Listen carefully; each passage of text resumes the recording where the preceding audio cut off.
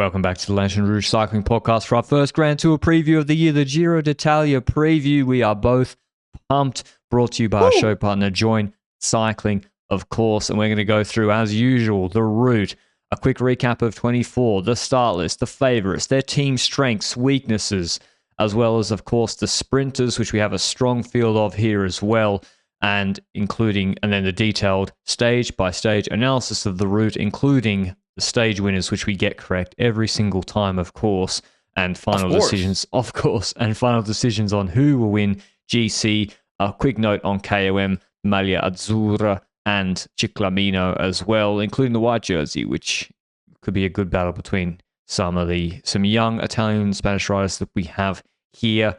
What happened in 2024, though, Benji? Honestly, I was looking at making a bit of a summary of the 2024 Giro d'Italia, and it's one sentence long. Tadej Pogacar took the lead on Europa in week 1, so on one of the first mountain stages. He expanded his gap in the proper climbing time trial, where he won quite dominantly. 2 minutes 38, I think, was his lead already after that time trial on stage, maybe 9 or 10. And then he just dominated the race all out. He won 6 stages, 1 GC, 1 KOM. We were trying to get intrigued by breakaway action, trying to get intrigued by sprint stages, trying to get intrigued by the fight for the podium, where Danny Martinez ended up getting second ahead of Geraint Thomas. And I think Ben O'Connor got fourth after a bit of sickness in week 3 as well. But that's basically it. Is there anything I missed here? Not really. Julian Alaphilippe and Tudor. Alaphilippe, was he on Tudor last year or Quickstep? He was on Quickstep last year, but he was in the breakaway with Maestri. Mirko Maestri. And yeah, they had a 100k breakaway and Alaphilippe won that stage, which of course RCS, the organisers, would have hoping he returned this year. We'll get onto some of the wild cards and surprising omissions in their start lists in due course. But the route, we're going international once again. We've had Israel as a start of the Giro, Hungary and Budapest, where Benji and I went to in 2022, where Benji found love. And now we're in Albania in 2025. Benji's not allowed to find love again, but we are going. We are going in person with a late flight tomorrow to Tirana, where the first stage starts. 3 stages in Albania.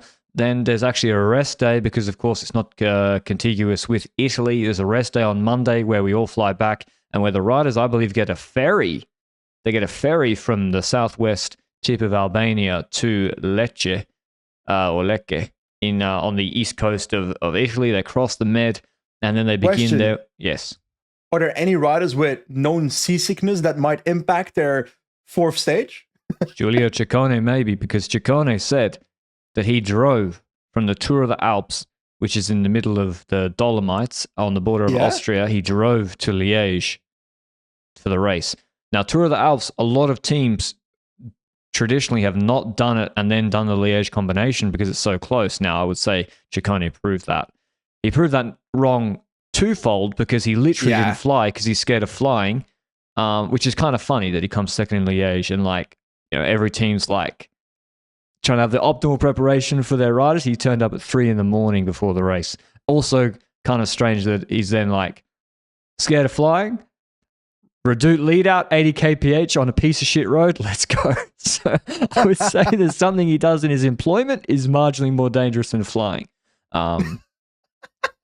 Hey, some fears are completely irrational. I've got fears that are irrational, so it's understandable that some other people also do. But yeah, you're right. We're starting in Albania. We're crossing the ocean, and then we gradually make the sea probably. We gradually make our way up in Italy. But is it me?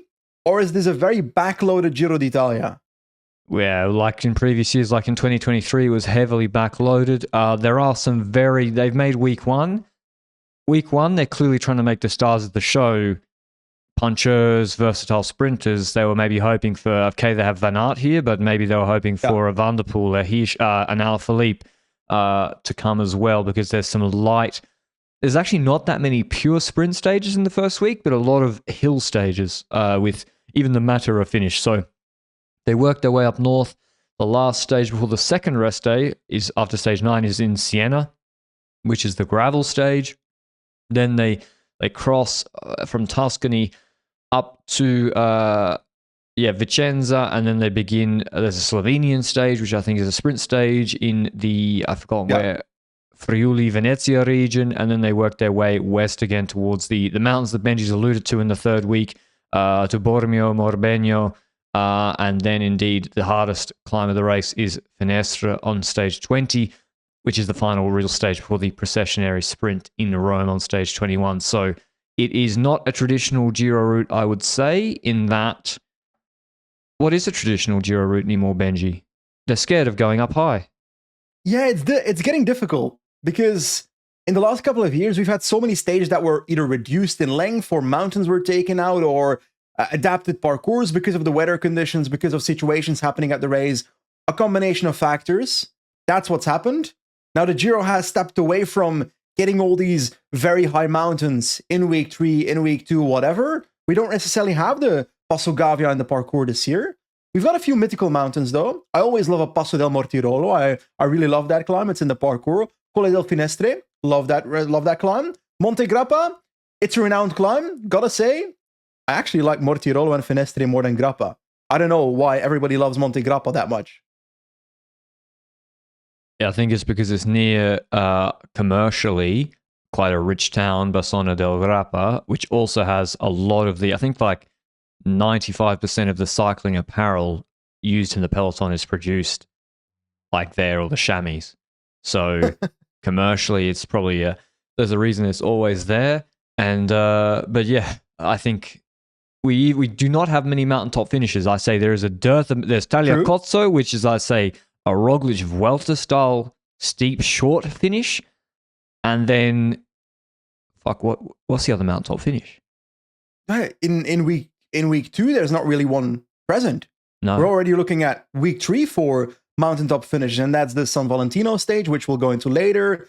Finestre Sestiere is technically a mountaintop finish, even though I wouldn't call it that. I feel like I've been an advocate for the last lifetime for Giro stages to have the second last climb be the hardest, and the last climb being a little bit easier, to facilitate, to force riders to attack on the second last climb. We've had some fantastic stages in the Nibali years and so forth at the Giro 5, 6 years ago, 7 years ago, maybe 10 years ago, actually, because the more I think about it, the older Nibali is. That being said, I love those kind of stages. There's a few of these stages in this Giro where I'm like, ooh, that hard climb is actually pretty far from the finish. So we'll get into it later. I like that there's stages like that, but I agree that there's maybe too little mountaintop finishes in this parcours. And I would like to see maybe 1 or 2 more. It's been a while since I've seen a Stelvio in the race because, well, last year it didn't happen, right? It didn't happen. They're scared to put it in. I mean, we already got scared because of, Lanterne Rouge. That tweet got us all riled up, and then some small Italian man, part of my union, has clearly gone up to the top of Finestra and cleared the snow in about 4 hours, because apparently it's fully cleared of snow within 48 hours of that tweet. So we got us all worked up for nothing. But yeah, it looks, I mean, Albania, you're not going to have snow there. The south of Italy in May, you're not going to have snow there. You can have bad weather, of course, still at 1,500 meters for the Mortirolo, but doubtful you'll have snow in May. So yeah, it looks like the race barely goes over like 1,600 meters, let alone 2,000 meters. I will say, however, that it is traditional to the Giro now that it's very backloaded. And I feel like we've seen that quite a while. So that is not necessarily... and also the fact that the second week looks kind of one of the more boring weeks of this Giro. I think it's fair to say. More sprint stages, more breakaway stages on the road, stuff like that. It's if we categorize it within the Giro, it's a sleepy week, you know? Yeah, and that's true. Week 1, sprints, hill sprints. Week 2, mountain breakaways for the Filippo Zanas possibly of the world. And then week 3, the GC guys get down to business. That is a traditional Giro route. And to be honest, I'm not complaining. Sometimes I do want to have a rest in week 2. And I think there's plenty in here. If you want to race, if you want to make differences, if you've got a strong team, you can still do it. I know there's the that you can still try something. Yeah. And I mean, Finestra, of course, is hard, but even the Col de Joux on the other stage, you can go there if you have commitment. Very quick reminder, Albania, Grande Partenza, we're going to be there. Are you looking forward to it? I'm looking forward to it, yeah. And it's only possible thanks to our show partner, Join Cycling, that Benji and I are able to go to the races like that and maybe see some of you there who are on a pre-summer holiday. We'll be there, of course, at stages 1 and 2 in person, particularly the TT is around the city. And that's, as I said, Join Cycling. They're not only enabling us to do that, they're enabling you to make a European high-level continental team if you're good enough. And Join has just announced earlier, or at the end of last week, their Join and Beat Cycling Challenge, where it kicked off on May 1st, and it's your opportunity to show what you're made of. You join the program through your Join Cycling app. So you go to the Explore tab on your Join Cycling app and go to Cycling, Goals, Essentials, Improve, and then you click the Join/Beat Challenge as if it was any other training program, and then you're enrolled. You get an email once you're enrolled in this, so you click on it like it's any other program, like an FTP builder, and then over the next few weeks, you train like a pro, and there's set tests. There's 4 weekly performance-based tests, 1 FTP, 3 anaerobic efforts, a personalized performance report, so you can see how you compare to the pros. And if you finish all 4 test segments, you can earn an invite to the Beat Selection Weekend, which is on July 11th to 13th. Now, that selection weekend is where shortlisted riders face off in physical tests, real race simulations, and interviews. And the best participant after that weekend will be offered an internship to train with the Beat team during the autumn. And so this could be your pathway into the pro peloton. I mean, Beat Cycling, they have a good program in Europe with Saman, Olympia's Tour, a lot of good races on the minor calendar, pro races at DOD1 level and even DOD Pro level with the Belgium Tour as well. This could be your pathway into professional cycling, and you can do it through Join Cycling. Really, really cool initiative. I like it because it's anyone in Australia, Canada, whoever, you can do this by joining the Beat Challenge. And Benji, me and you will be also challenging ourselves during the Giro, trying to train every day to improve. That is true. And actually, it's come to my mind how essential Join Cycling, the app, has become for me, because I just got a new phone, and then you've got that first day of like installing apps that you're used to using, you know? And Join Cycling has entered the first 7 apps that I installed on my new phone after like WhatsApp, after Google Chrome, stuff like that. Because in the first day, I was like, let me go for a ride. I took my phone and I was like, ah, damn, I don't have the Join Cycling app yet. So it came to my mind of like, okay, I actually use it regularly, you know?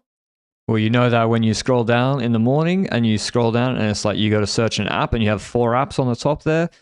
I've Join Cycling, ESPN Fantasy. I'll check. I don't even know what the others are. Yeah, everyone say what their ones are. Probably weather. YouTube, Spotify, Join Cycling, and my email app. So that's kind of boring. That's grim. Okay. Anyway, go check out the Join Cycling Beat Challenge. And yeah, even if you don't want to become a pro, you get a nice performance report afterwards after doing the performance-based test. Thanks again to Join Cycling. On to the favorites for GC, Benji. Previewing the favorites, we have Roglic as the favorite, $2.35 at the time of recording, Tuesday, 6 May. Ayuso narrowly second favorite, so they have it as a 2-horse race. Ayuso's $3. Adam Yates, shorter than I expected, frankly. He's at $7 as third favorite. I guess that's because UAE do have the strongest overall team on paper. Pause. I want to talk about those first 3 for a second before we head into the outsider territory. Roglic and Ayuso and Yates, because Ayuso and Yates are obviously on the same team, UAE Team Emirates, and they're actually not the only good riders on that team. The same for Roglic. They both have pretty solid teams around them. If we look at Roglic and Ayuso solely, and look at the year we've had so far, Roglic has had a slow start to the season. In Algarve, for example, didn't necessarily look at his best, which is normal, first race of the season, and then clashed against Ayuso at Volta a Catalunya. Then I look at Ayuso's season so far, and he's actually been winning quite a lot from the get-go, I would say. Winning Tirreno Adriatico after winning 2 one-day races as well in March. But then in Catalunya, we had the clash between Roglic and Ayuso, and I exited Catalunya after seeing 2 mountaintop sprints between the two in which it seemed like Roglic could have won both of them. And didn't necessarily gain extra confidence that Ayuso was on the same level in terms of favoritism for the Giro. So I agree that Roglic is the favorite here, especially also with the baggage that he's won numerous Grand Tours. Ayuso has podiumed the Grand Tour, has not won one yet. I do think about what are potential weaknesses for these riders. We've spoken about this numerous times. Roglic every now and then has a bit of a wobble. Those wobbles tend to occur recently on stages with high energy expenditure. When it comes to Ayuso, he hasn't proven to me that he's better than Roglic at that in the first place. So because of that, I agree. Roglic is for me the favorite, but does looking at the team surrounding the riders change your opinion on that?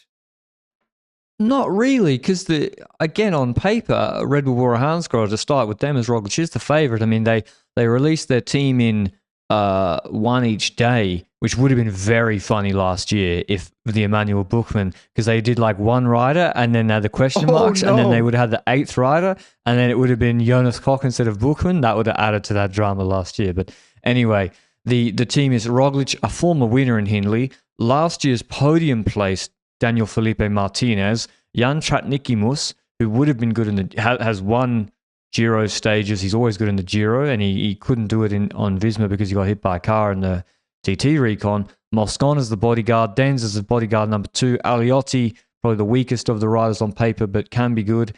And Pellizzari as the dedicated climbing domestique, who was excellent last year in the Giro, and probably after his Catalunya performance, had to be in the team.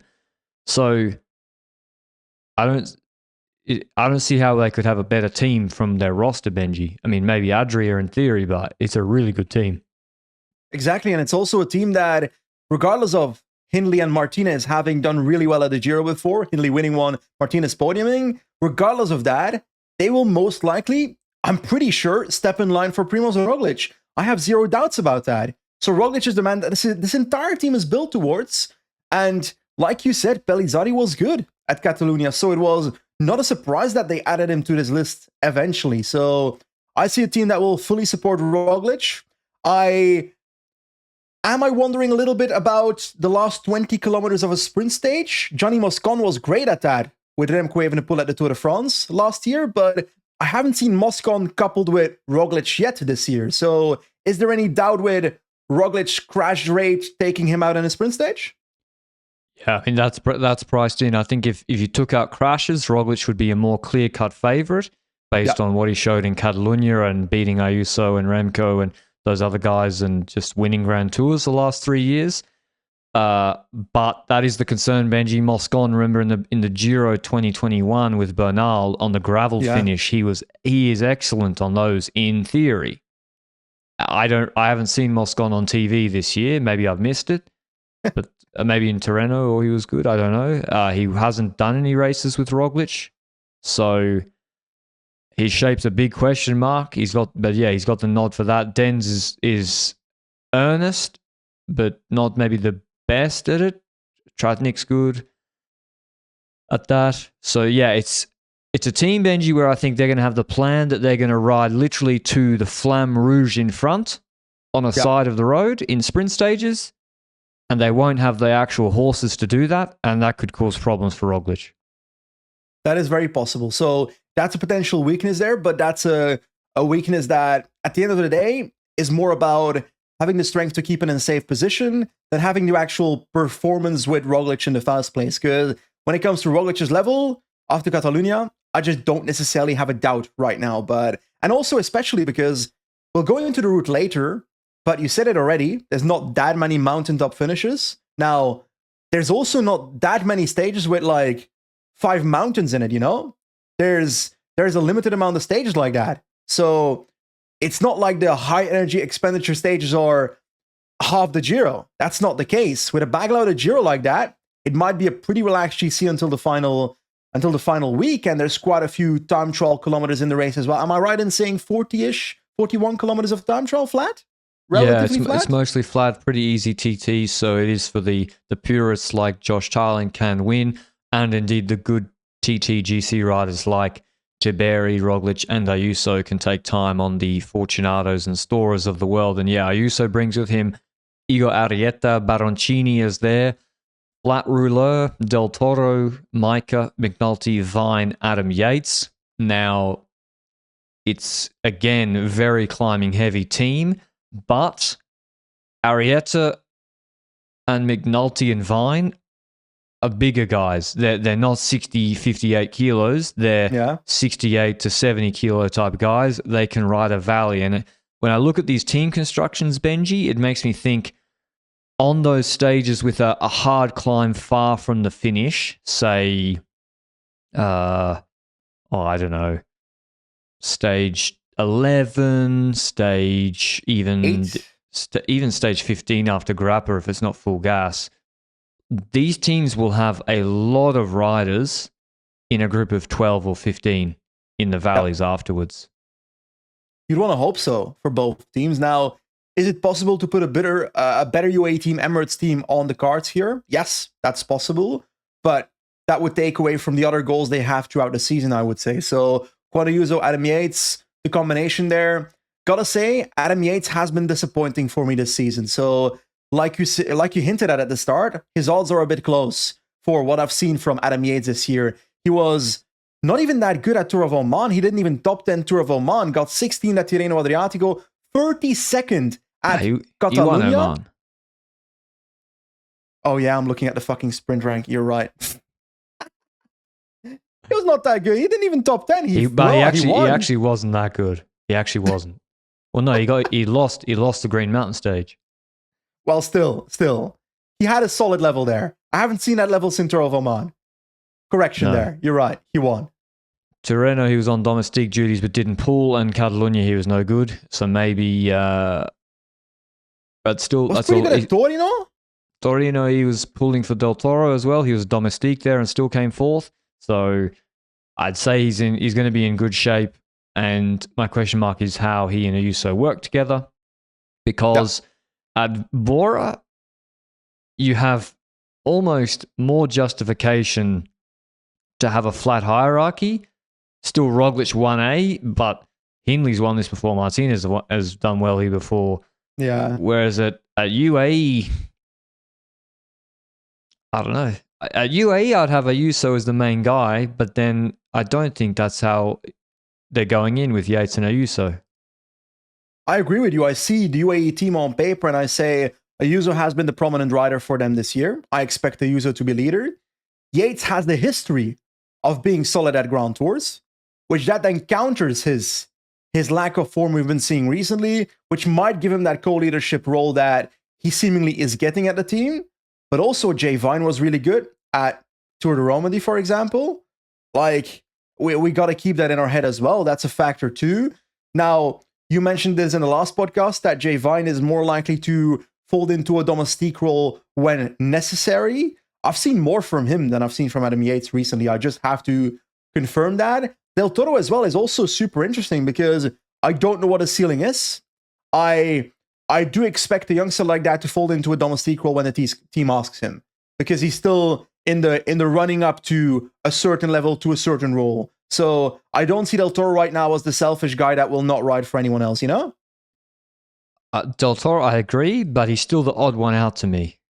That I see in terms of overall team construction, I don't see Vine, McNulty, Yates, Ayuso, Micah, Arrieta can climb. You don't need another climber. He's superfluous, and he probably doesn't want to go to the Tour, or they don't want to send him to the Tour. Probably the Vuelta, he's already done the Vuelta last year, and the Giro suits him more. He was good. He is a good pairing, and he worked well for Ayuso and Tirreno, but to me, he's the odd one out. Or, Vine you got to take because he's like really dedicated domestique. But still, I'm missing here Mikkel Bjerg, Tim Wellens, Vermeersch, Niels Pollitt, Oliveira, Novak. They're missing that, and I think Morgado actually would have made more sense than Del Toro. And with Morgado, you also have a guy who can sprint a bit. I get that. I don't mind the inclusion. I do agree that it's maybe an inclusion of like, we got to try and give this rider a pathway towards the future, and the Giro fits into that pathway more than Del Toro fits in this team necessarily. But I do think Del Toro's addition to the team will be very valuable in the race. So at the end of the day, I don't think it's a point we really need to hammer home too much either. No, he's a good rider. I see a strong team in both UAE, in both Red Bull Bora Hansgrohe. Will UAE use their team in a way where they can do 1-2 rolling attacks on Roglic? I feel like I haven't seen that much from UAE Team Emirates. I'm going to be really negative. I don't want to be negative already. Both of these teams have the riders to do it, and probably, especially one of them, should do it. And probably they'll both stare at each other until the last week. Well, unless Roglic gets put behind, because then he'll go for it like he did in Catalonia. Because I don't think Roglic also wants Jai Hindley taking 2 minutes, and I don't think. Yeah. Do you really think Ayuso wants Adam Yates to go and take 2 minutes? No. Fuck no. So, that's where then it's like they're not going to do it. Or Yates jumps, Davide Bay starts to close, and Ayuso's in the wheel. He's closing across. He doesn't let it go. I see it as more the situation where it's a backloaded Giro. I don't see these teams in the first 2 weeks of the race using that as a strategy, going into breakaways early with a secondary GC rider, putting pressure on the other GC team like Red Bull Bora has suffered in the Vuelta with Ben O'Connor's breakaway, for example. Is UAE going to try and use that in the first 2 weeks of this Giro? I don't expect that. I don't expect that to be played out too much by UAE Team Emirates. So I do expect Roglic to be in a position of, okay, Catalonia was good. I'm confident after that race I can beat Ayuso. We've got time trials in the first 2 weeks that I can normally hold myself up quite well. I shouldn't be losing too much time to Ayuso if I lose any time in the first place. So that's that. There's the Tagliacozzo finish, which you've pointed towards as a bit of a Roglic finish. We'll get into that later. That's a stage that fits him. Sure. From that point onwards, you'd say, okay, Roglic should be able to put himself in a position where he is technically in front of Ayuso and GC in the first 2 weeks. And then we enter the last week with a couple of mountain stages in there. That's where then UAE needs to put an attack onto Roglic, hypothetically thinking out loud here. Then maybe they might start making those attacks, which it might not be too late, but it might be. Yeah, and I think you're right. Both teams are going to want to keep at least a second guy in GC as long as possible. But then I see more than McNulty, Vine, and even Del Toro. They're going to want to go on the breakaway for their own ambitions on some stages. And I think it'll be interesting to see if Roglic is aggressive going for some punchy stages in the first 12 days, where he should be able to take time. I mean, the Catalonia-Barcelona stage really put the writing on the wall that if there's a 1K, 8% climb, Roglic has to back himself to beat Ayuso to the finish. Yep. But then the gravel stage, I think, is just everyone's more in survival mode than opportunity mode. They're the two favorites, both very strong teams, and we have to say, Benji, they're clearly the strongest GC teams in the race. The gap between those two is very, very big. Yep, that is true. And then the outsiders come. We've got a bunch of outsiders, starting off with Michael Storer in my list as fourth favorite. Like, you and I liked Tour of the Alps, and there was some great action, but putting Michael Storer in fourth for the GC at the Giro in the favorites list still sounds ridiculous to me. That is too much, because, Mikel Landa, who was fourth or fifth in the Tour de France last year, comes here as undisputed leader with the track record. You have Tiberi with the TT advantage on Storer, Carapaz, just the overall history advantage. But it is thin after that, and you can see, should Egan Bernal in 2025 be favoured over Michael Storer, who was by far and away the best rider in Tour of the Alps? I don't know. Maybe not necessarily, but is that because he got injured? Because Bernal was looking good at the start of the year, crashed in Cayenne, has been coming back from that. Even at Catalunya, he was still coming back from that, I believe. He's now starting the Giro, and I am looking forward to see what Bernal can do, especially, hypothetically. If you don't know, there's a stage in this Grand Tour to Siena. Siena is the finish of Strade Bianche. We're finishing that stage on the Piazza del Campo like Strade Bianche after having multiple gravel sectors from Strade Bianche in it. That's a stage in which I'm thinking, okay, imagine Ineos blowing open the race on that stage for Egan Bernal, but does that negatively impact Tijmen Arensman? Or, because I don't necessarily see Arensman as the best gravel rider in the world either. He isn't, but I think Ineos got to continue this trend of racing aggressively. It worked for Arensman in Tour of the Alps. Arensman's got one skill, riding really, really hard for a long time. That's what he did in the Vuelta on Sunweb when they tried to call him back and he won the stage, or was really, really good. He can ride really, really hard, smoothing his effort over a long period of time. If you wait for Tagliacozzo, a 2K 10% wall against Roglic, he's getting put on a huge gap. But if you go early on a gravel stage, yeah, and he doesn't have to wait until Siena, that's good for him. I think they just... And what's the downside? He's already come sixth in the Giro twice. Yeah. You got to take a risk if you want to win against people here, and if you want a podium even, because they're not the favorites for the podium in the first place. So I would like to see Ineos continue that strategy, like you mentioned, and not just on the gravel stage, but also on the medium mountain stage we mentioned, where there's a massive climb in the middle of the stage, bumps afterwards, ups and downs from that point onwards to the finish. I want to see an Ineos move on a stage like that. And I severely hope that Ineos dare to do that in this Grand Tour, because that would not only give them opportunities that they might not expect, but us as viewers, we'd be loving it. We'd be licking our fingers. And yeah, like Ineos, actually Ineos do come with pretty much a team around Arensman and Bernal, save for Josh Tarling for the TTs, but a lot of the other teams here, for the Derek G's of the world, for example, where they bring G, they also have 7 guys who will try and go on a breakaway, like Simon Clark, Fulsang, Hull, Schultz, Colbin Strong sometimes for the punchy sprints.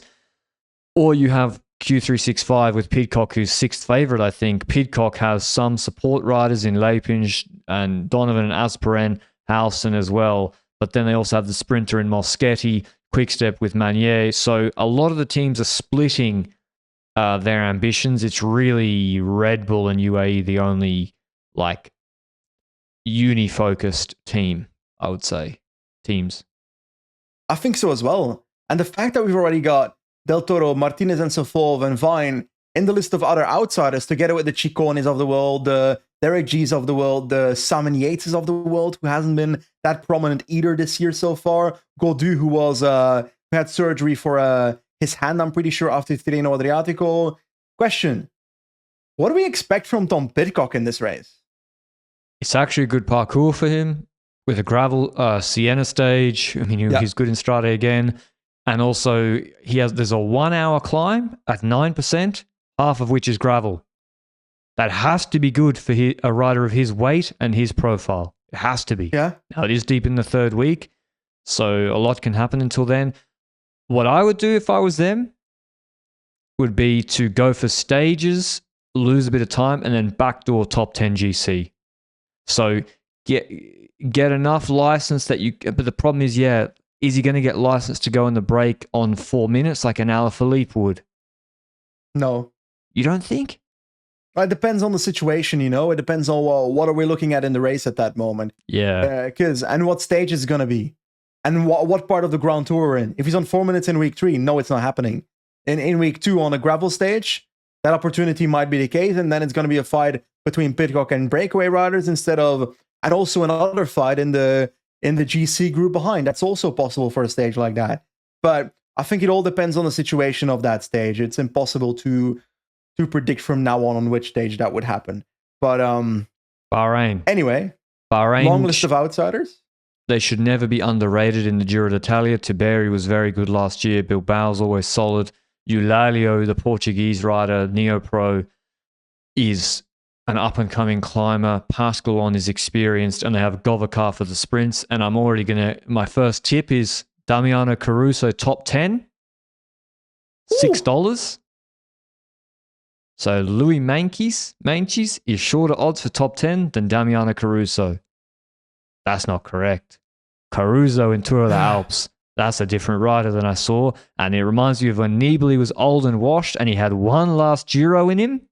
And he's Italian and he's wily and there's not so many watt per kilo tests and he's going to attack someone on the descent when all the peloton is scared. Damiano Caruso will backdoor a top 10. I see what you mean. I think top 15 is definitely possible. He's top 10 the Giro numerous times before, but it's been a while. It's been top 20s in Grand Tours in the last couple of years as I'm going through the list. He was 4th in 2023 in the Giro. Top 20 in the Vuelta afterwards? Top 20 in the Giro afterwards? He's coming top 10. It's a weak field. You're saying he's back. He got 6th at Tour of the Alps. No, but you had to watch. I did watch. he was flying. I like the idea, especially because he's solid at time trials. Yeah, Caruso's top 10. Especially because he's versatile regardless of the parkour. That he's good in week 3, which helps on a backloaded Grand Tour like the Giro.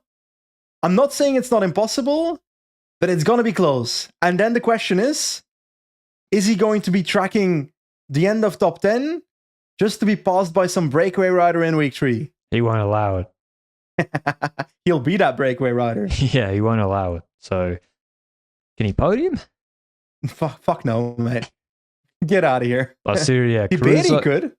Tiberi, yeah, with the TT. If it's a defensive, that's the thing. There's a few GC riders that I'm seeing as oppositional to each other. So you have the strong TT guys who want to survive.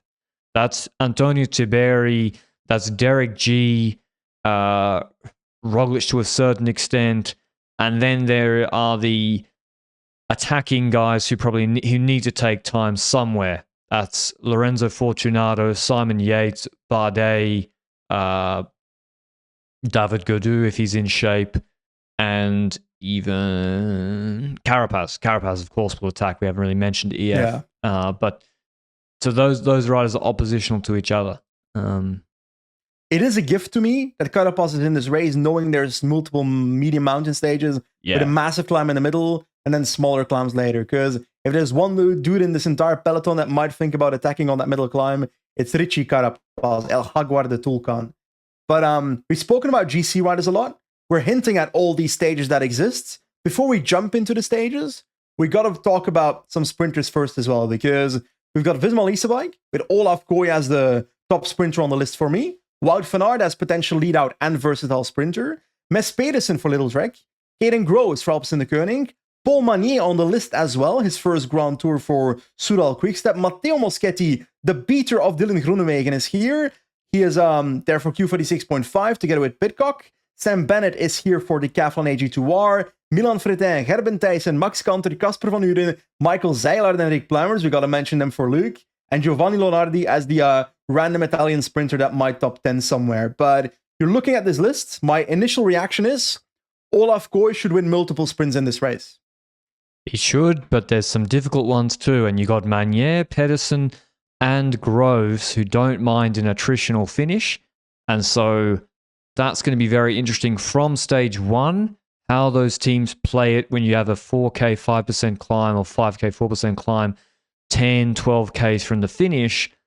That's also useful for Visma that they have a Wout van Aert as a backup, who I don't think they're going to drop.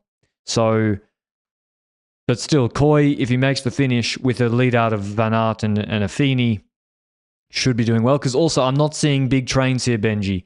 The best train is clearly Alpecin with Yuri Holman, Kielich, Plancart, and Van den Bosch. That's, to me, the best train. Of course, for Bennett, there's Goodmestad, who was good for him. De Wolf, Godin, De Bont, in theory, actually quite a good train. But then, Moschetti's got Leipinch. Manier's got just Lamperti and Cherney. It's a lot of very short trains after that. Yeah, you're right. I do like the Decathlon train a lot, the one with Goodmestad and so forth. I see that as a strong one as well next to the ones you mentioned. And the thing is, like, I agree, but to get closer into this list, then there's a few question marks for me. We started the year with Wout van Aert not necessarily sprinting that well. And I feel like I still haven't seen like a top sprint from Wout van Aert in this year. So how viable is the secondary co-sprinter for Visma Lease bike in the first place? That's a question mark for me.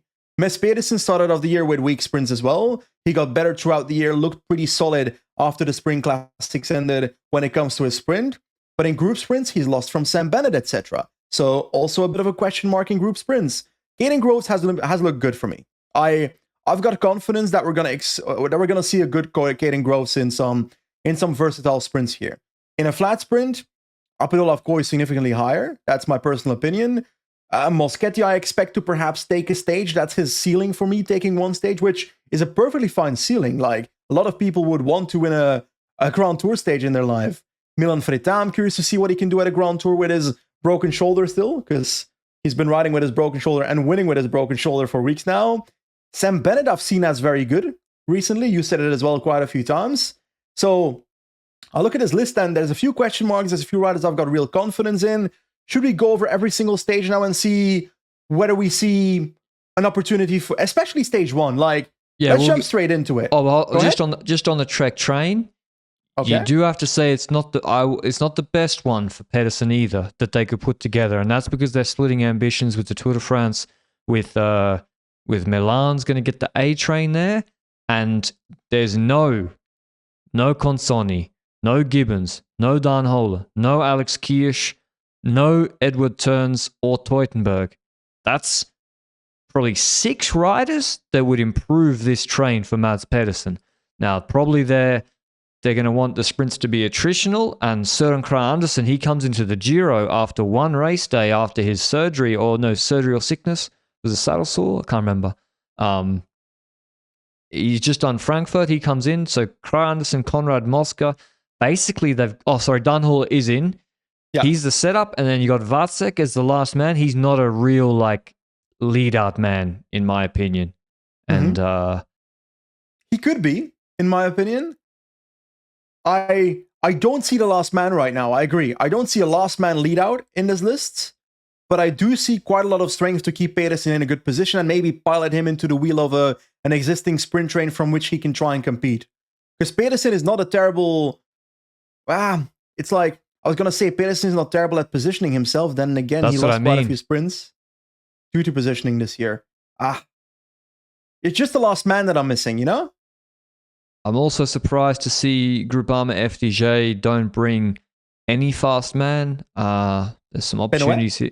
Yeah, Penway, or they're a bit thin on the ground with them anyway. But yeah, it's not the deepest sprint field either. It's not the deepest GC field. It's a very, very, very deep stage hunting field, and we'll mention some of those names as we get through the stages now. So why don't you kick us off with stage 1, starting in Durrës, Benji? Yes, it starts in Durrës. It finishes in Tirana. Pretty sure that's the capital of Albania. Is, yeah. I'm going there, but I didn't look it up. We've got a stage that is not crazy long, but of notable length. And it's got 3 climbs. As simple as that. It's got a climb in the middle of the stage, which is around 13k at 5%. So that's not too difficult. By the way, I've got these profiles on my computer, and they're sideways. So I'm trying to read what the climb names are and their gradients while skewing my head sideways. And basically, like I said, you've got that middle climb in the middle of the stage, 13k at 5%. And then in the last 30 kilometers, there's twice the Sudel climb, 7k at 4.4%. Not the hardest climb in the world. But then the question marks rise. The first K and a half, 7% though. It is. But is it hard enough to drop Olaf Koy is the big question. It's possible. There's definitely teams that will want to. Because we've gone through that list of sprinters. Little Trek will want to do that. They'll want to get rid of Olaf Koy. Alpecin will want to get rid of Olaf Koy because Caden Groves is more versatile on paper. Soudal Quickstep, also Paul Magnier is considered on paper to be more versatile, so they might consider, they will probably leave it to other teams. I don't expect Soudal Quickstep necessarily to take up control for the first stage to try and get Paul Magnier to have dropped Koy before the sprint. Moschetti I see having trouble on a stage like this, Sam Bennett maybe as well. Then again, he's been okay at some versatile sprints in the past. I don't know. I feel like there's quite a few teams that will want to drop Olaf Koy here, no? yeah, if there's a hill there, they have to try, I would say. And even I don't think it's hard enough that there can be attacks like from a Jay Vine type Yeah. operator. Maybe he tries, but it's a little bit far from the finish. It's the first stage. Way too many GC teams with a full peloton on 4%. So I don't see that, but it could be hard. And then from the top of there, you do have a little bit of time to come back, but it's a fast descent. Yeah, if you get dropped, it's not so easy to come back either. Where there's a long bit of flat afterwards. The finish, but yeah, it's the Maglia Rosa's up for grabs. I think, and that's going to be a theme. I think for a lot of these sprints. Govakar, could he sneak? I think the sprints are pretty open because we saw when Van Aert was like in those attritional stages in the Vuelta, Van Aert's beatable in the sprints. And so he got especially beaten this year. Yeah, and that's continued this year. So why couldn't a Matej Govakar win stage? The thing with Govakar is that I haven't necessarily seen that follow-up in the last 2 years since, when was it? Was it the Dauphiné of 2023 where he got moved up 2 spots because Bennett and Groenewegen got disqualified? I think vaguely I've got a memory like that. But since that moment, I haven't seen that Govakar in sprints, really. I've seen him doing stage races like Tour of was it Istanbul or something? I don't know. That's not the level I'm looking at here. I'm looking at a Giro d'Italia sprint. So, yes, he can top 10. I believe that spot, especially on a stage like this that is versatile. But I'm looking at, for me, the favorite for this stage is, it's either Olaf Kooi survives or Caden Groves. Yeah, I don't think Groves. Yeah, Groves is fast, but not that fast. I mean, it is a flat finish.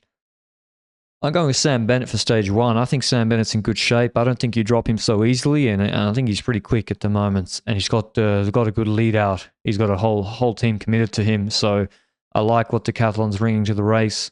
And well, actually, it's a provisional list, but still, yeah, I'm going with him. Stage 2 is an individual time trial, 14 kilometers long. So we have a hill in the middle of 1,500 meters at 5%. Otherwise, pretty much flat. It's in the city. And I think, Benji, for Van Aert's Maglia Rosa ambitions, I think it's better for him that Kooi does get dropped on the previous stage.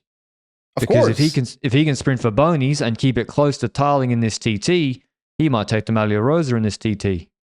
Exactly. I've written down in my notes, Wout van Aert could take the Maglia Rosa or Joshua Tarling. Because Joshua Tarling needs to be the favorite for this time trial, I would guess. Yeah. But Wout van Aert won't be that far off either, like you already mentioned. Especially with the hill. I'm looking at those 2 names. Are we missing other riders here? Like, there's a climb in the middle of the time trial. We need to mention 1.5k for 5% roughly. Roglic should be pretty good at this time trial as well. No. Early TT. Why not? Early Grand Tour TT, Roglic always shit. What's the point between an early Basque Country TT and an early Grand Tour TT? Remember that Giro TT that he should have won where Almeida beat him? Yeah. In 23? It's like, what the fuck? I think Ayuso wins this TT. Very possible. Got the hill in it. Actually, that's not true. I don't actually think he wins it. I think he's the best GC. It's not. I think Tarling should win it with Van Aert close to him. But then I think Ayuso will be the best GC rider. I think that's very possible. But the thing with Ayuso is that we've seen a lot of great TTs from him, but every now and then there's a TT where I'm like, oh, I expected him to be better here. And those were mainly at Grand Tours, if I recall correctly, that I had that feeling, you know? So there's still a little bit of a question mark there, but I agree that Ayuso should be fighting with Roglic for the best GC TT in this stage 2 time trial. Ooh. I'm going to say Derek G. Tiberi? Tiberi and Derek G will be really close. And then Lorenzo Fortunato and Stora, it's going to be, in Carapaz, there's going to be big gaps already. Yeah, but what do we see as a ceiling for a rider like G in this Giro in the first place? Because top 10. Yeah, because I don't see him as a podium candidate. I don't really see it for the top 5 either. Maybe top 5, but that's like very, very... We need a very good Derek G for that. So for me, when I say this rider is going to be best of GC riders, I wasn't even counting Derek G, to be honest. I think he's a solid top 10 candidate, and if Agree. a lot of things go his way, fifth. Yeah. But yeah, it depends how they go on the steeper climbs and whether if they're a defensive close race, it suits him because in the TTs he will take time. But yeah, stage 3, Benji, we have another. Could be a sprint, could he be a break? I guess. From Vlore to Vlore, still in Albania, we've got well, yeah, sorry, but this is a very weird stage. I gotta be honest. Like, I'm looking at this parkour, and let's say about the first 60% of this, 70% of this stage is not completely flat, but controllable, I would say. And then with about how many kilometers left is well, I'm trying to zoom into my profile here for a second. I'm looking at this climb, and it's 10.5 kilometers at 7.5%. That's a hard climb. That's a hard climb that starts with 49 kilometers to go. That tops with 39 kilometers to go. The descent ends with math. 20 to 25 to 30 kilometers to go, something like that. Which means that 10.5 kilometers, 7.5%, that's hard. This is the kind of stage where a Vine attack might do something.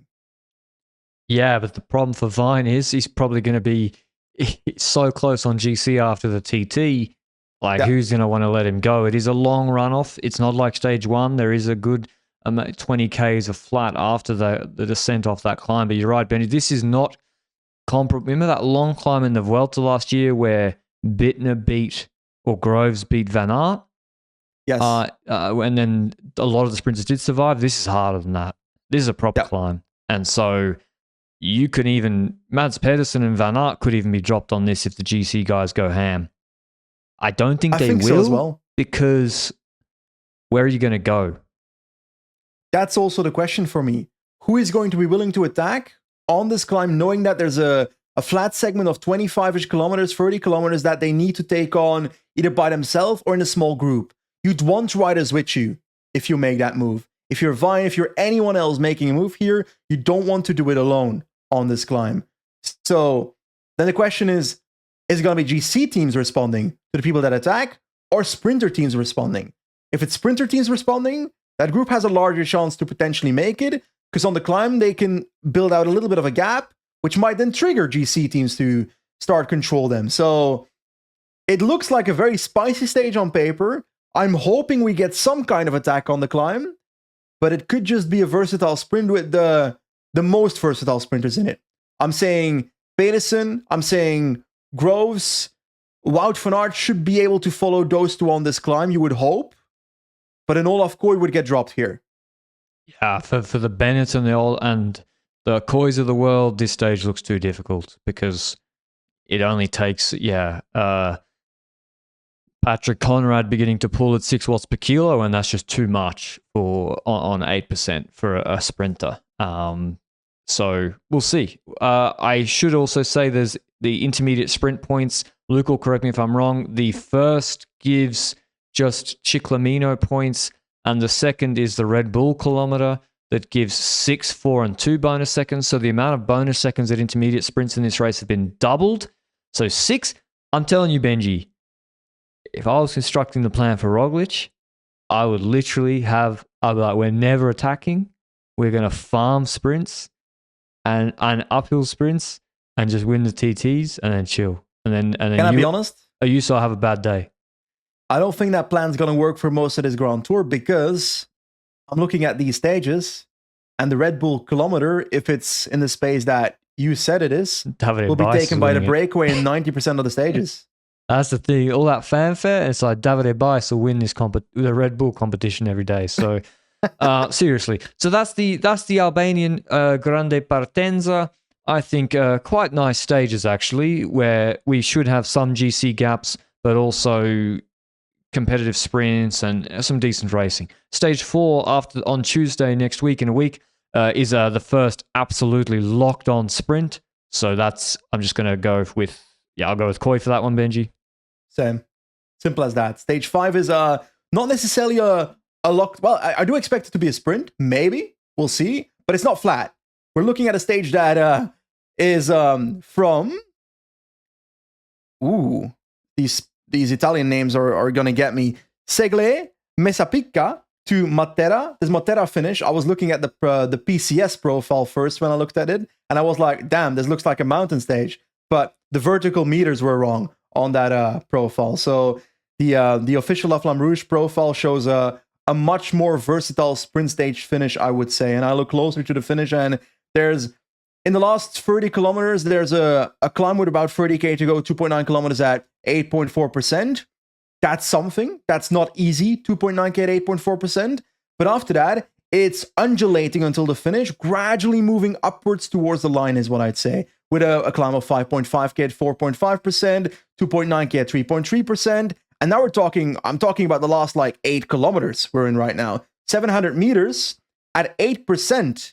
And that is with roughly 1.5 kilometers, 3 kilometers to go. Am I correct? Yeah, it's really close to finish. I think it's 2Ks to go as the crest. So this could be this is the stage they put in. We didn't mention them, but Tudor Pro Cycling got the old wild card and did the bait and switch. Thanks for the wild card. Here's Michael Storer. No Arvid Decline, no Hirschi, no Alaphilippe. This stage is designed for the Alaphilippe attack on that pinch, and he's not here. So I think RCS will be like, hold on. Why are they both going to the Tour de France? I mean, Hirschi was in no shape anyway, but I'm looking for other punchers. I mean, Roglic, give me a no risk, no glory. I think so as well. Like, I'm saying versatile sprint stage, but it's a versatile sprint puncher stage when I look at the last, like, 10 kilometers. Pity? This is where sprinters might get into... Who? Pidcock. That's actually a very good pick for this stage. I'm going to go with a complete outsider. He probably won't win, but he will top 5. Filippo Fiorelli. Oh, yeah, he'll be there. I'm going to go with... Manier is fun. I'm going to go with Richard Carapaz solo, 1 second ahead of Peloton. I love that. I absolutely love that. Should we be taking these predictions more seriously? Or are we taking it very seriously? That was a serious pick. Oh, okay. Of course, Groves, Pedersen, and Van Aert will be the favorite. What do you want from me? Van Aert. It's actually very bad that we haven't mentioned Wout van Aert for this stage. He should be the favorite. Yeah, he will be, but I'm going with Richie Carapaz. I'm going with Van Aert. I'm going to go the head pick instead of the heart pick. Stage 6 is... I would say the Matera stage could be a breakaway. This is really designed for a breakaway stage from Potenza to Napoli because the first half of the stage is very, very hilly. It indeed starts with the 5K, 4% hill, and then it's really climbing for the first 100 and a lot of the first 100K, and then it's flat for the last hour and a half along the coast in Napoli. There's always nerves on this stage because of if it rains in Napoli, a lot of crashes or mechanicals. If there's the city circuit, I think the GC teams will really want this to go to the breakaway to lessen the intensity in the peloton. But is it me, or are there so many versatile sprint teams that they might actually try to control it? I think it's a sprint. I think so too. Israel got strong here, so are they really going to commit to Ugo breakaway? I think Olaf Koy is winning this stage after every other versatile sprint team tries to control it. That's a good, could certainly happen. I'll go with Moschetti. Ooh, that's a fun one. Very climby for a Moschetti stage, but I'll take it. We have stage 7. Okay. Stage 7 is an actual mountain stage. It's a stage we've been mentioning quite a few times as the Primoz Roglic Fiesta stage. No, what is party in Spanish? Fiesta? Okay. Primoz Roglic Fiesta stage. Starting in Castel di Sangro. It's a stage that is roughly 170 kilometers, finishing on Tagliacozzo. Start from the get-go at the start of the stage to Roccaraso. 8K at roughly 6%. Then we go downhill. We've got the Monte Urano, 4.5K at like 9.2%. Actually a really hard climb, the Monte Urano, but it's just going to be a KOM fight for the breakaway riders, I would say, is what I'm guessing. Then we've got, holy hell, how long is the name of that climb? The Vaglio della Forcella is 21.5 kilometers at 3.6%. Okay, I gotta say, when I saw the gradient, I was like, okay, it's not the hardest climb in the world. To me, this is all about the final climb. and all about what GC also looks like before this stage. Because yes, you and I will say Tagliacozzo, the final climb, it's roughly 11.9 kilometers at 5.6%, but that's not what we're talking about. We're talking about the last few kilometers. How steep are the last few kilometers on this climb, my friend? Because 2.6 kilometers, 9.1%. Yeah, it's hard. That is a Roglic finish written down. The problem is, Red Bull Bora needs to control the entire stage to do so. Do they have the strength to do that? Yeah. Then it's a Roglic victory. Yeah, I mean, Tratnik, Moscon, Dens, and these guys can control this stage. But the problem's Roglic. I agree. And the other thing is, there's a ton of teams here where half their team are breakaway riders. Does that make it harder to control in the first place? I think it will be hard. Like, there's so many teams like Jayco Alula, they're going to be going the whole team into the break just about. Cohn, Bowman, De Preto, Paul Double, Engelhardt, Plapp, and Zana, they're all going in the break. Maybe Zana's still close in GC. And there's a lot of teams like that. Israel probably with Nick Schultz, Polti, of course. Yeah, I mean, let's get Kelderman in the breakaway. I mean, even UAE going to go on the break, Ben. Do you think McNulty's here to ride 21 days around in front of Ayuso?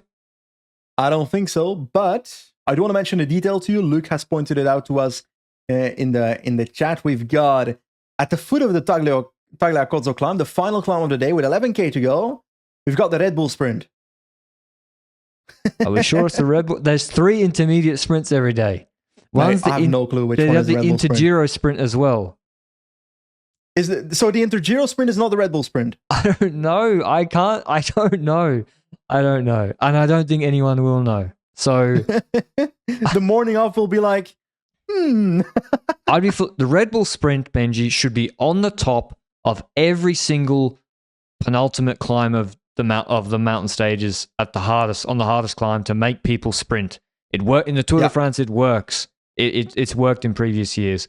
I'm saying Breakaway wins this. I'm going with Filippo Zana from Jayco. I think he cleans it. I think they have 2 guys in the break. Engelhardt controlling it to the finish, and then Zana wins. Fair. I'm going for Primoz Roglic to win stage 7 of the Giro d'Italia. And that might be a risk because they might not be able to control or be willing to control that stage, but I would like to see GC action on the first GC mountaintop finish in this race because it's the only one we have in the first 14 days. So please give me a GC fight. I'm sorry. You don't have to control that many stages, Roglic and Red Bull. Better do it on stage 7. Stage 8, that's on you. That is not the kind of stage that we see people controlling, right? Well, from Guilanova to Castelremondo, it's a very hard hill stage, actually. There's a final climb of 800 meters at 8%, but it's kind of far from it's not right at the finish. We have how far is it? Yeah, it's 6Ks or so, I think 5Ks. So, guys, it's a little bit uphill to the finish. Honestly, Roglic can win this stage. This is a break stage, though. If Peacock's out of GC, he's going in this breakaway. There's a 13K, 7% climb in the middle of the stage, which will make it very, only good riders can go in or survive in the breakaway. I'm going with Wout van Aert winning this stage, Benji, from the break. Are we too early in a Grand Tour to see a Richard Carapaz raid on the middle of the stage on that major climb and then hope for him to bridge towards a breakaway rider, stuff like that? Or see Ineos even do something like that? Because that's what we saw at Tour of the Alps, such action. I would love to see it. So I'm going with a hard pick. I would like to see Ineos go crazy on this. It's not necessarily the most realistic pick because I think it's very unlikely to happen, but I'm going with Arensman from the breakaway. No, from the attack in the middle stage, in the middle climb of the stage.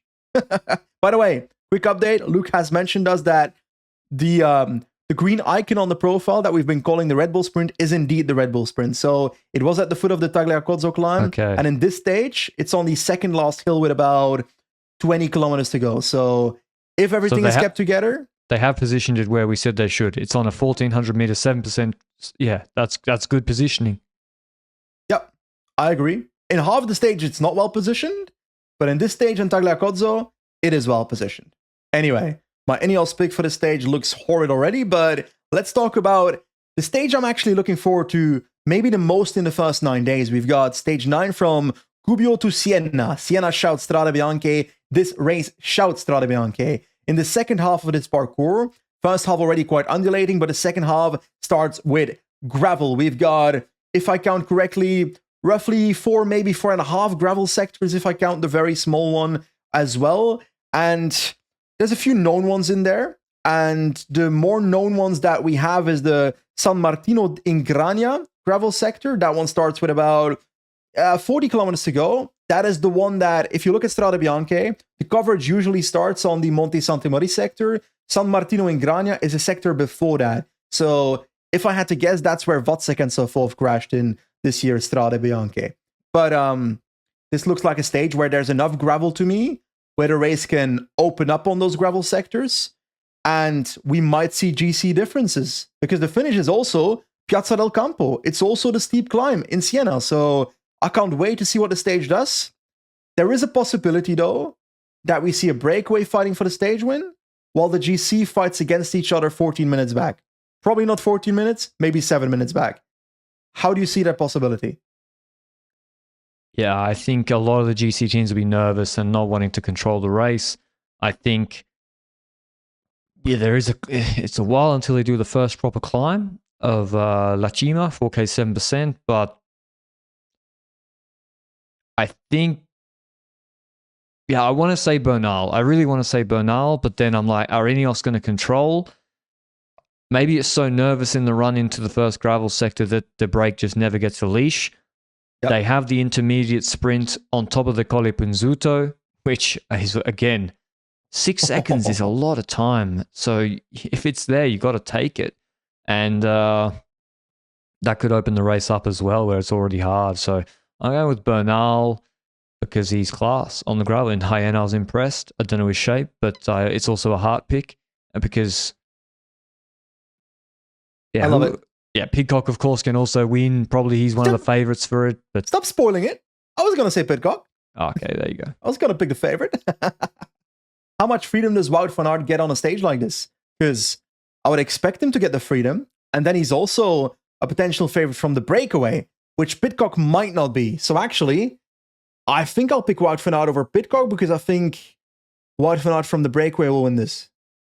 Dark horse for this, I'll go Timo Kielich on Alpecin from the break. Ooh, I like that. I like that pick a lot. Anyway, that's our onto our second rest day, Benji. By the way, talking about a rest day, how do we feel about this Grand Tour so far? Who's going to be in the lead? Because we said Tarling, Wout van Aert after the time trial. Then we said maybe Roglic has a perfect finish on Tagliacozzo. Is it possible that Roglic is already in the lead, or are we seeing a breakaway rider in the lead at the moment? If I'm knowing how Roglic thinks, and maybe even UAE, who don't have 5 guys putting their hand up to control the stage every day, I think Filippo Zana's in the GC lead or someone like that because they take time in the breakaway on stage 7. I think the play is to give Afonso Eulalio the jersey on stage 7. Or fucking Jörg Steinhauser from the break. give them the GC lead on stage 7 and then you're chilling. Or on stage 8. It's also possible. We see it every Giro. GC on stage 7. Most Giros we see someone. Leknesson. Walter. Yeah. Lots of names. Especially Walter after that gravel stage as well as an opportunist. But no. I mean, in previous years, those guys got given the jersey in the Giro in week 1. True. The Marquis has done that in the past as well, if I recall. Or maybe missed out or in the year that Walter took it. Then again, was that also the day that Sporza shouted that Remco was in pink while Walter was wearing it? I remember. I think I'm still doing evens. Stage 10 is the second time trial, longer one, 29 Ks from Lucca to Pizza. Pizza, it's not Pizza. Pisa. Don't know why I said that. And it's flatter than the first one. Josh Tarling has to be the favorite and should win. Yes, Josh Tarling wins stage 10. Stage 11 is a medium mountain stage once again. Looks a lot like medium stage mountain. 8. I gotta say, medium mountain, and it probably has the second hardest climb of this entire race in the middle. 14K's 9%. It's just a speed bump. Just a medium mountain, bro. Get over it. No, the last two climbs are medium mountains, but you're right. The mountain in the middle of the stage is definitely a massive mountain. 14K, 9%. Am I right in saying that's the second hardest climb in the race? I reckon it is, right? Maybe third hardest? It's up there. It's not the hardest stage, but yeah, 14K's at 9%, you can't hide away from it. And there's even a flat section in there. So the problem is it's so far from the finish. Yeah. It is, and there's limited space before that climb to really put a satellite rider in the breakaway to attack towards on that climb. So if you go there, there's a chance you're solo if you're Carapaz or something, which I'd love to see it, but I'm not sure it will happen necessarily. The second last climb follows after the descent of that big mountain, and that climb is like 11 kilometers, 5%, nothing too serious. Bit of ups and downs in the descent of that climb. And then finally, we've got 6K at 6% as the last climb. It doesn't finish on top. It goes slightly downhill, and then it's got a what I think is a small ramp to the finish line or a flat sprint at the end. So should be an intriguing finish, but when I look at this, it shouts breakaway to me, but the first 40K of the stage don't shout breakaway to me. Does that make sense? Yeah, because it's flat. It's a very strange because you might end up, Benji, with a break. This is a Marco Frigo stage, though. I mean, Derek G, if he wasn't going for GC, I would just pick him. Is this not the stage where Timon Arensman needs to go again? Like Tour of the Alps style? I would love it. I'm going with Primoz Roglic. I think he does absolutely nothing all day, follows the wheels, everyone burns themselves up, the breakaway's caught, and then the end of this stage is a uphill kicker. It's a GC group of 12, and he does what he does best, and he just dusts everybody in the sprint. I like your pick. I am leaning towards a breakaway, though, but I'm having a very hard time picking a rider for this breakaway stage. I would like to say Romain Bardet. I hope he goes for stages. What do you reckon? What do we see Romain Bardet doing in this race? I think that's a good pick, Benji. You know why? Because the problem for my Roglic pick is, let's say that happens, the GC guys go crazy, right? Yeah. Then they get to the last 50Ks. It's all just short hills and shallow climbs, but it's still hard. Then someone's going to dance away. And that's like a Bardet anticipation. He's the sort of rider that would do that. So I think that could very well happen. Yeah, I'm going to go with him. Maybe a Ciccone is also a good pick for a stage like this, I would say, but it depends on how close they are in GC and whether they can dance away in the way that you just described. Stage 12, go ahead. Stage 12 is a sprint stage. Okay, there's a few hills beforehand, but it'll be a sprint finishing in Viadana, 172 Ks long. And I'm going to go with Coy again. Like, genuinely, I said it at the start. I believe, it's very harsh to say, but I think this race is a failure if Coy only wins one stage. I think he needs to win 2 or 3 at least. I think 3 is the number he needs to win for me. Yeah, he's going back from collarbone surgery, so he hasn't raced since Van Wevelgem, so that is the question mark. But still, Merlier, Milan, Philipsen, they're winning multiple stages if they're in this Giro. They're not here. So with the lead out of Van Aert also, not a bad lead out. He'll be hoping to win multiple. But yeah. Stage 13 is not a sprint stage, or maybe a puncher / versatile sprint stage. I would classify it as probably versatile sprint stage. It is mostly flat for the parcours. There's a couple of hills in the last 50 kilometers, maybe a 5 kilometers, 7% climb. We've got in the last 20 kilometers, though, that's where it gets interesting. We've got the Vicenza climb is like 0.8 kilometers at like 7.6%, so 800 meter climb. It's not crazy, but it's pretty steep. Then it gets followed by a small descent into the next little bump, 800 meters at 6.6%. And that's where the bonus sprint is. So at this point, I think the breakaway is caught, which means that the Red Bull KOM might be a fun fight between GC riders in this stage. And then there's roughly 10 kilometers to go towards the finish line.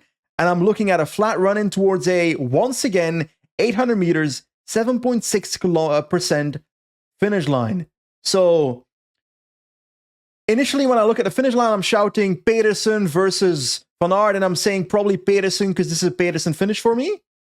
But is there a chance that Red Bull KOM might open things up GC-wise before then? No, because they'll stop. Because it'll be a full peloton, because it's not a hard stage beforehand, and so I think they'll just stop. I don't think they'll continue. And Allons enfants de la patrie, Paul Magnier wins this stage easily. Paul Magnier is going to win this. That's a really good pick. If you go look at Bessèges, the harder finish than this, he cooked everybody. Jordi Meus, I think, could have done well if he was here, but yeah, I think Magnier, this is built for him. I am so jealous of your pick right now.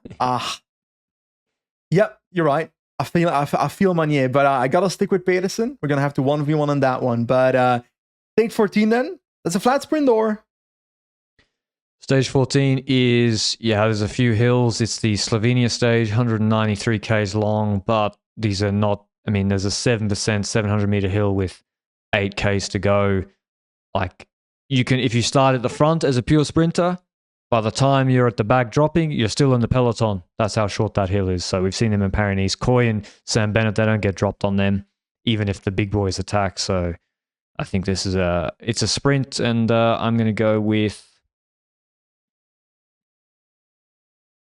I want to pick a different sprinter now. So I'm going to go with Gerben Thijssen. I like it. I'm going with Olaf Koy again. Yeah. I'm going to stick with the boring one. Stage 15 is a mountain stage. It's an interesting one, though, because it's got the super popular climb that we hinted at earlier on in this podcast. The first 100 kilometers are relatively flat with a few bumps, and then the Monte Grappa starts. And that climb is 25 kilometers at 5.7%. There's some steeper sections in there. There's a flatter section in the middle, but it's in the middle of the stage. The descent goes, then there's a valley, and that valley is about 20 kilometers before we start the last climb of the day. The fish from Nemo, Dory, it is 16.6 kilometers at 5%, and that is not a crazy climb, but then it's like undulating towards the finish line on top. There's no descent to the finish line. It's an undulating plateau from the top of that for a proper 27 kilometers. That's a lot. It's a long stage, 220 kilometers to Asiago. So this is breakaway to me, no? If Aronson was out of GC, he would win this from the break by a minute and a half. But really, like a gradual long climb with then a plateau, and then another one at 5%, then a plateau, he'd be really, but he will probably be going for GC. Pidcock I like. They've all done the Bassano del Grappa, the Monte Grappa descent. They did it twice last year, or this will be the second time they're doing it because they did reps of this climb last year. I think Matthias Vacek, I would sort of, in his welter shape, I would have liked to have picked him. And we haven't picked him for any of the versatile sprints, I guess, because we don't expect Pedersen not to be there. But I think this is Jörg Steinhauser from the break. I like your Jörg Steinhauser pick. If I'm looking at stages like this, maybe a Marco Brenner, something like that. It's such a character. Michael Storr, if he's dropped out of GC, it depends on what the GC situation is. If Storr is out of GC, Benji, he's out of GC. Just he's going to win all the break stage. He did in the Vuelta. He already did. Yes, exactly. So I low-key want to see it. But I must say, there's a lot of opportunities for raid stages in this race if you really want to so far. But my problem is that they're all before the actual big mountain stages. So the riders might still have the confidence that they can do it on the big mountain stages and therefore not risk it on these raid stages.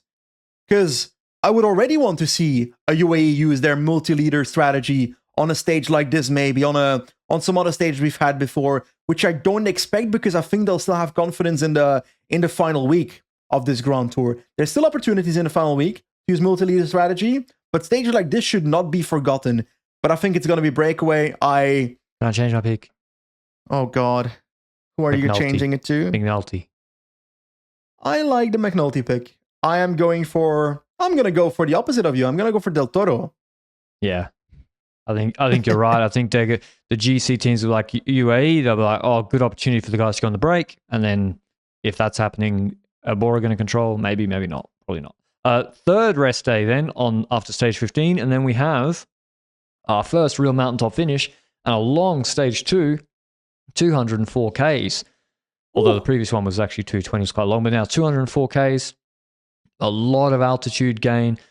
This is what I would call heavy medium mountain of like 12, 13 Ks at 5, 6%, some 11 Ks at... Bro. Nah, this is high mountain. This is high mountain. I don't know why I said that. I was trying to placate Benji. I panicked. And then they finish on the San Valentino climb, which is in 3 steps. So it's a fake news climb, certainly by Italian standards. 18 Ks at 6% is the average, of course, but there's 6 Ks at 9% in there. And then the last couple of hundred, the last K and a half are steeper than 6%, that's for sure. I have to go with... I hope there's something on the Santa Barbara, Benji. I think this is a Roglic v Ayuso sprint like in Catalunya, and either one of them can win the sprint. Ooh, a sprint? Really? Oh, I hope not. That would be painful. Because these are the stages you want a difference on, you know? These are the stages I want to see who beats who. For the sake of the race, I've been saying Roglic for most of these stages, so I need Ayuso to start taking time back if I want a bit of a battle by the end. I don't care who wins of the two. I want they fight. So I'm going to say Ayuso wins this stage. I have not looked at the overall altitude meters of this stage. Do you know by any chance how many altitude meters are in this? It'll be nearly 5,000. So it's like high energy expenditure. It's one of the stages where Roglic could have a wobble. But then again, Ayuso is not proven on this parkour either. So it's a bit of an unknown. I'm going for Juan Ayuso to win stage 16. And yes, I'm not giving the break a chance on this one, even though it's probable that they have a chance. I'm just trying to check now. I'm trying to find basically the most dangerous descent on the parkour after a hard climb. Let's have a look. Because for my Caruso pick and Tiberi, like, oh yeah, delightful. 11% for the first 2Ks off the Santa Barbara. Okay, this could be where we see the Trofeo Baraki with Bahrain, where they just launch the descent with like 3 guys. And they've done it before. And they'll do it again. Bop, bop. So yeah. Bilbao's here too. Yeah, Bilbao's, I'm telling you, they're going to be like, this is really dangerous. We can take a gap here. Because they have the skill. You're right, Benji, though. If Almeida was here for UAE, you just hard pace every climb with your climbing rouleurs all day, right? And try and cook Roglic. But Ayuso, you don't know. Now, stage 17 is a stage that, gotta say, I've said my preachings at the start. I love parkours that force riders to attack early. This might be a bit of an exaggeration of that. As in, the stage is only 155 kilometers, which that's the first sad part. I want a longer stage. There's some major climbs in here, though. Already, the first 60 kilometers is gradual uphill, uncategorized, to the foot of the first climb, the Passo del Tonale, 15K at 6.1%, goes up to 880 meters, so no high altitude. I don't think we've had high altitude at any point in this Grand Tour so far. Then, from the top of the Tonale, we go downhill straight to the foot of the Passo del Mortirolo, one of my favorite climbs in Italy, one that I would perish on myself. 12.7 kilometers at 7.6%. Then a downhill towards, gotta say, the last 34 kilometers, which is gradual uphill towards the finish line. There's the Alamotte climb in there of 3 kilometers at 8%, so that's something. And from the top of that, the last 10-ish kilometers are downhill towards the finish line. Rough downhill. It's not all. Downhill is like a flat section in the middle, but to me, this is the kind of stage where I love the idea of this parkour, but 34 kilometers after Mortirolo is too much to me, no? No, if the start of this stage was longer. So the problem is a satellite rider or a break with like a strong rouleur, they are not going to be, unless they're a special rider, are not going to be able to make it over the Mortirolo in front of the peloton. Whereas if you add another 30K before the Passo del Tonale of flat, where the break can form an advantage, maybe you can play a bit more. But you're right, Benji. It's far, and then say Movistar make it over with Ina Rubio in front. I mean, what's he going to do on that for you as a satellite rider? I mean, Jan Tratnik, those sort of ride Pellizzari, they can be really good on this bit state going in front. EF, they like to try that strategy. If you get Steinhauser ahead, he's a big unit for Carapaz. Same with Brandon Rivera. But the problem is, like, you can't get Tarling or Turner ahead if you're Ineos. I don't see that as realistic. I don't see that as realistic either. Like, I'm looking at these last two stages and I see a potential Roglic wobble on stage 16. Then UAE may be thinking, okay, we can kill him on stage 17. And then it backfiring because it's a short stage that Roglic should be able to survive quite well. Yeah. I think Roglic, this is a really good stage for Roglic. I mean, yeah, really good for him. So For Caruso? Nah, not Caruso. I don't think so either, actually. Wait, who'd you pick? I picked, I don't think I picked anyone yet. I would say Roglic as well, but I want something crazy. I want some crazy attacks, so I'm going for Richard Carapaz on this one. I feel like this is the kind of stage where he's going to be willing to go. Well, the problem is going early here. What is going early? It's not going to go on the Passo del Tonale. And on the Mortirolo, is that too late for a raid stage attack? Yes, because then the GC riders are going to be in his wheel. So I actually don't believe in a Carapaz raid stage for this one. I wish I could, but I just don't do it. How good do we expect Pidcock's climbing to be? Not good enough to follow on this parkour, I would reckon. For me, it's Roglic. I'm going Andrea Vendrame from the break. Because he won a similar stage last year, I think. Stage 18. Bro's been yapping about Vendrame for weeks on this podcast, saying that he's a paper tiger transfer. But the second he sees a Mortirolo one stage a year he can win. And this is it. It's a fucking Giro stage! Yeah, I know. I'm just saying. Stage 18 then. It's going to be Colin Bowman, Davide De Preto, Andrea Vendrame, Maestri mega battle. I'm telling that. So do with that what you will. Stage 18, soft sprint stage and flat finish in. Why did I get all the sprint stages from Cesano? Yeah, to Cesano Maderno. And I'm going with. Yeah, this one looks good for Moschetti, actually. I'll go with him again. I think that's a very nice pick for the stage. I want to go for Sam Bennett on this one.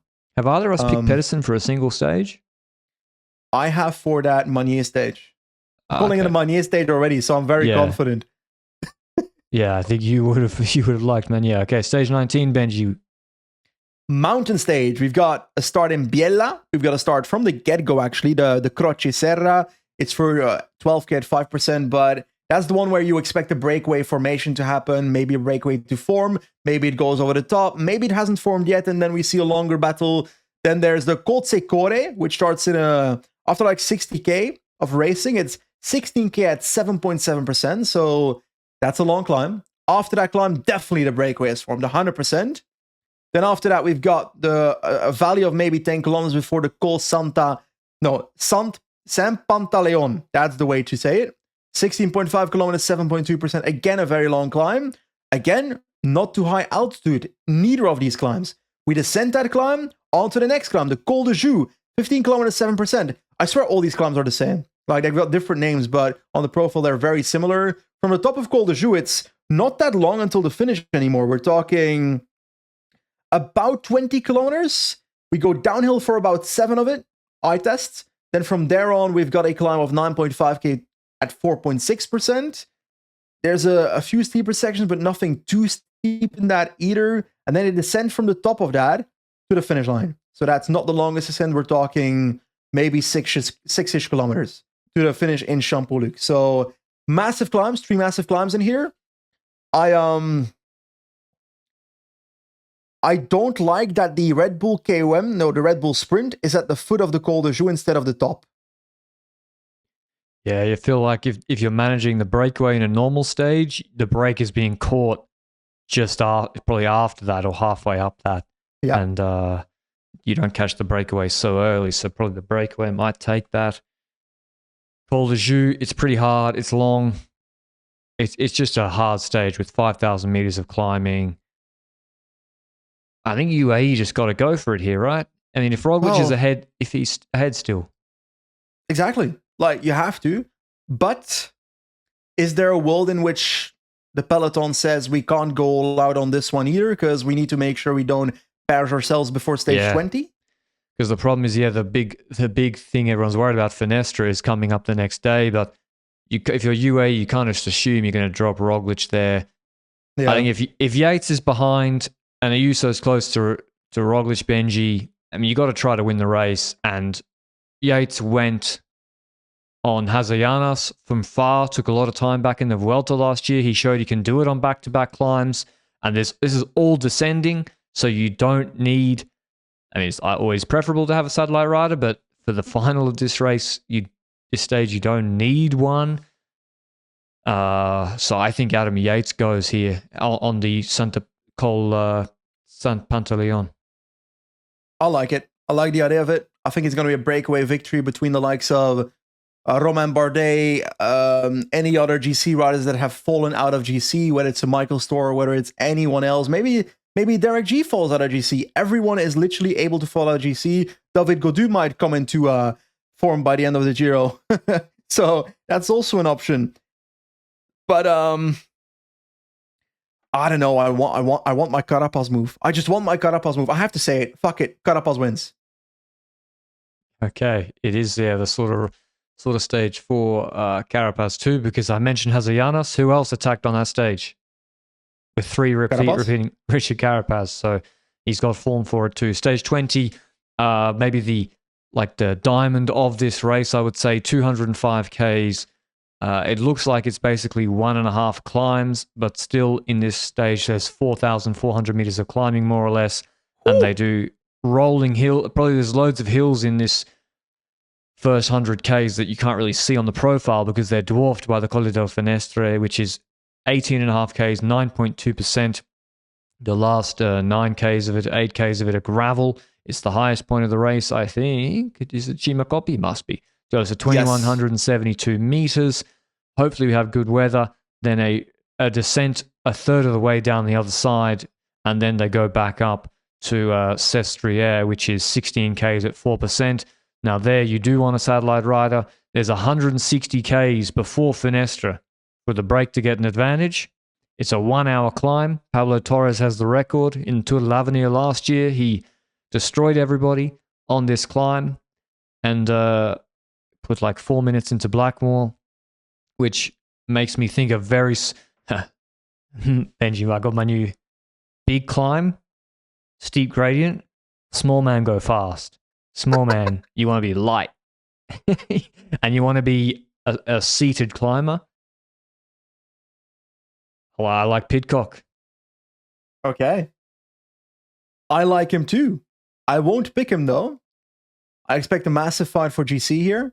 I expect that there's going to be teams that are willing to control a stage 20. It's a long stage to control, but I expect that there's teams that are going to be willing to do that. Hopefully. I would like to see an all-out fight here. You're saying there's 4,400 altitude meters in the stage? Is it me that wish there was one more climb somewhere in the stage? Because it kind of feels like, it isn't, but it kind of feels like Uniperto stage. Yeah, like the GC riders should not be, they'll be tired. It's the end of week 3, but they should come to the base of Finestra reasonably, like they're not, there's no space for them to really attack each other beforehand. Bro, can we talk about the fact that there's a Red Bull KOM in the middle of the gravel sector by the end of Finestre? What? I don't think it should be a group. If it's a group still at that point, then RCS are going to pack it up and say we can't. We've given them an interesting parkour. They don't do anything with it. I said Pidcock, but what I actually think will happen, I think Roglic wins the Giro on this stage, or puts his stamp on it. I mean, Roglic, he can hide his real shape. He does sprint. He does the classic sprint, turn off his head unit. But in the end, I said small guy, but he's not. He's like 64 kilos, whatever. Seated climber with seated power. Primož Roglic. This climb should be really, really good for him. And then, if he's gone, you're not going to catch him. He's so aero, like he can do the rest of the stage. Yeah, really well. For that to happen, he has to be behind, I think. Does he? Leading Roglic, doesn't leading Roglic just ride really defensive and have a wobble here? I don't know. I think we're gonna see. I reckon he attacks. Yeah. But he won't do it imminently. He's gonna do it if he feels really good by the end of the gravel sector. You know, like he won't do it halfway through the climb. Like do it through the Red Bull last kilometer for the sponsor. That would be fire. Not gonna lie. It's like I'm contractually obliged to attack through this section of Finestra. I wish I looked at this parkour and said, looks great for an Ayuso to maybe have a fight against Roglic. I don't see Ayuso as that guy for this stage. I do see Ayuso as the guy with the dog in him to go on a gravel stage and try shit like that. But gravel at the end of Colle del Finestre, a 19-kilometer, 9.2% climb? You'd argue that's Roglic territory. Or is the climb so incredibly hard that it will open up early and therefore he might struggle by the end of Finestre? UAE, imagine the train UAE could set up, coping. Benji. UAE could go Arietta, then McNulty, then Vine, Del Toro, Yates. That's crazy. But by then Ayuso might drop himself. That very also high level thinking, Benji. For Ayuso to win the Giro, it helps if he's better than Roglic. Yeah, it always helps if you're better than the other rider. So far this year, I haven't seen that. Yeah, and I haven't seen it. So Roglic is probably, I take him 65-35 in the uphill sprints, and I take him probably in the TTs. I don't know. I just feel boring if we both pick Roglic for this race. Ayuso was bad on that Barcelona stage, Benji. He was bad. I'm willing to offer myself up to pick Ayuso for the Giro. But I don't know where he can win. You're picking Ayuso? Well, otherwise we're both picking Roglic. That's just boring. Yeah, I mean, I think Roglic should be okay. I know he loves a crash, but I think he is a more clear favorite. Yeah, and his team is mega strong on paper. So yeah, I like Roglic for it. Of course, if he crashes, all bets are off. But I think of all the Grand Tours, it's more likely an outsider wins this one. Yep. Not a hot take. There's fucking Pogačar at the Tour and Vingegaard and maybe Pogačar at the Vuelta. But if there was a Grand Tour where Tiberi could win, like Tiberi could win this Giro. Yep. Well, he could. Winning, I don't see. Who's third? Well, what do you mean who's third? Like, he's not that much better than anyone else outside of Roglic and Ayuso. Exactly, though. No one else is that good either. But he's the defensive guy. Yeah, he's the conservative riding style. This parkour has so much to crack a Tiberi on. If you really try. If you really try, if you really race for it, yes. Carapaz Bernal, who's hoping here? Astora, I mean, Simon Philip Yates. Well, we didn't mention Simon Philip once. It's because of his form right now. I think for Simon Philip, he's had an all right spring. He's always been a Hindley type character. I don't see it. No, me either. I don't think he's going to win either if Roglic and Ayuso are on top shape. I'm also saying, like, Tiberi's not that much better in the third week of a Grand Tour on a 9% climb than maybe Simon Yates on top shape either. I think it's pretty open for third. We should say the last stage is in Rome. It's a sprint, and I'll pick Mads Pedersen because actually it's quite a hard sprint. Caden Groves. Cool. But yeah, back to the GC discussion. Just sort of wrap a bow on that. Yeah, I've gone Roglic. I'll keep Ayuso second, and it's a pretty basic. I've gone a pretty basic order. I usually do something a bit more exciting than this. Yeah, it's a bit boring, buddy. I have to say, I'm not so convinced of Ayuso. I'm more sure like Roglic, but Ayuso, I'm not convinced. I am not either. Ooh. But there's no one else there's no other guy who I'm like, well, they're clearly climbing better. They're clearly more consistent. And so, yeah, if Ayuso still, I have to put him second. And hopefully have a great battle between the two of them. Third, I really don't know. I don't see Adam Yates at all. Oh, I don't see it either. I'm gonna go Egan Bernal getting third. Oh, wow. I like the Finestri stage for Bernal, actually. Gravel plus 2,200 altitude meters. If he can't climb. Well, he was 7th at Catalunya. No, was he 7th at Catalunya? I'm not even sure if I'm making that up. I'm going to go. He might dare to attack while others don't. That's something I look at. But he can't climb. Well, nobody else can climb either. That's the problem. I've got to pick for third. And if this happens, I don't know what will happen. But I'm going Lorenzo Fortunato third. Why not? Why not?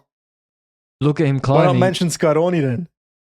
But like Fortunato on Finestra, what if he just drops everybody?